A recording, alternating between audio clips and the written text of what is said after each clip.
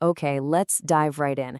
We're about to challenge a really big idea you probably have about learning a new language. You know, the idea that if you just study more, memorize more grammar rules, and cram more vocabulary, you'll magically start speaking. Well, we're going to flip that entire idea on its head. So, does this sound familiar? You've put in months, maybe even years with all the books and the apps.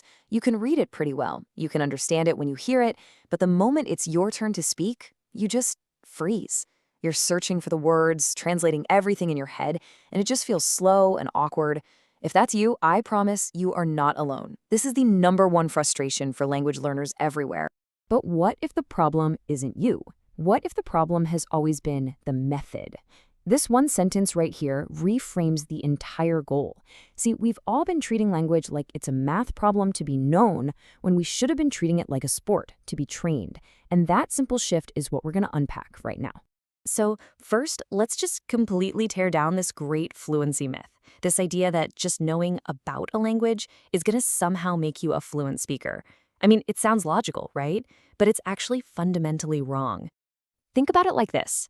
You can't learn to play the guitar by just memorizing music theory. You can't learn to swim by reading a book about it.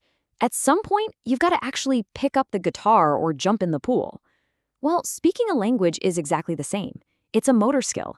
It's about your tongue, your lips, your breath. Fluency literally lives in these muscles, not just in your mind. And this chart breaks down that difference perfectly. The old way, studying, it's all focused on the mind. The goal is just to collect knowledge, and the method is memorization. But the new way, training, that focuses on the muscles. The goal isn't just knowing the rules, it's about building an automatic behavior.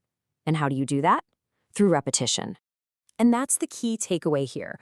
Understanding is totally passive. Speaking is active. They're two completely different skills. You could be the world's leading expert on grammar and still be a terrible speaker. You get fluent by building the muscle memory to make the sounds of the language happen automatically. Okay, so if studying is the problem, then what in the world is the solution? How do we actually start training our muscles to speak? Well, this is where a really simple but incredibly powerful idea comes in. It's called the fluency loop. And the best part is how simple it is.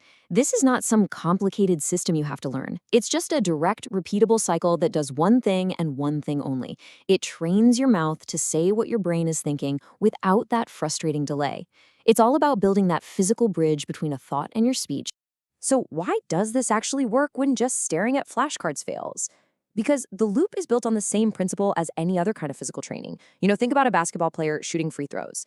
They shoot, they watch if it goes in, that's the feedback, and then they adjust and do it again. Fluency is the exact same game. It comes from repetition with feedback, not from just passively memorizing stuff. So, what does this loop actually look like when you're doing it? Let's break down the 4 super simple steps that make up one full cycle of training. And here's the whole thing at a glance. It starts in your head, moves to your mouth, then to your ears, and then you just do it again.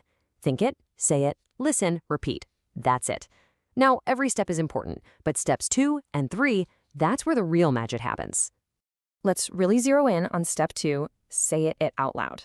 Okay, this is the moment of truth. This is where you cross the line from the passive world of knowing something to the active world of doing something.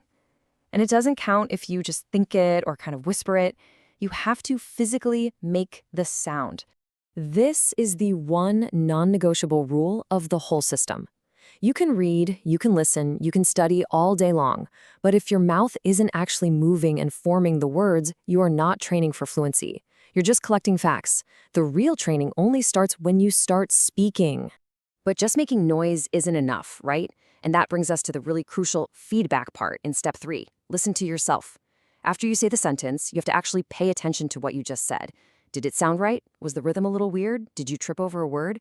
This is your data for the next time you repeat it. And this is so empowering. It means you don't always need a teacher standing over your shoulder correcting every little thing. You can actually train yourself to hear your own mistakes and fix them. You become your own coach, tweaking your performance with every single loop. And that leads us right into step 4, repetition, which a lot of people misunderstand. See, the whole point of repeating the sentence isn't to get it absolutely perfect. That's not the goal, and honestly, it just creates a ton of pressure. The real reason for repetition is something way more important. Remember this every single time you practice. You're not aiming for a perfect, flawless performance. You're aiming for that amazing state where the sentence just rolls off your tongue without you even thinking about it. No translating, no effort. That's what automaticity is. That's real fluency. It's all about making it feel easy. So when you put all four of those steps together, you start to see how it's a complete system that just bypasses that old study first, speak later model. It all comes down to this simple truth. The knowledge you have in your head doesn't know how to speak. Only a trained voice does. Okay, so you get the loop, but how do you actually apply it effectively? Well, the biggest mistake that beginners make is they try to do way too much. The key isn't how many sentences you practice, it's the quality of the training you do on each one. This is what we usually do, right? We try to learn 1,000 different sentences. We go really wide, but it's all so shallow. You say each thing once or twice, and nothing ever becomes automatic. The fluency loop method is the exact opposite. Instead of practicing 1,000 sentences shallowly, you're going to pick just a handful. Maybe 5 or 10 really useful sentences, and you're going to train them deeply. And this is probably the most practical piece of advice you'll get today. Just take one sentence and run it through that fluency loop 20, 30, maybe even 50 times until it feels completely effortless. Trust me, that one deeply trained sentence is worth more to your actual speaking ability than 100 sentences you've only read in a book. All right, let's bring this all home.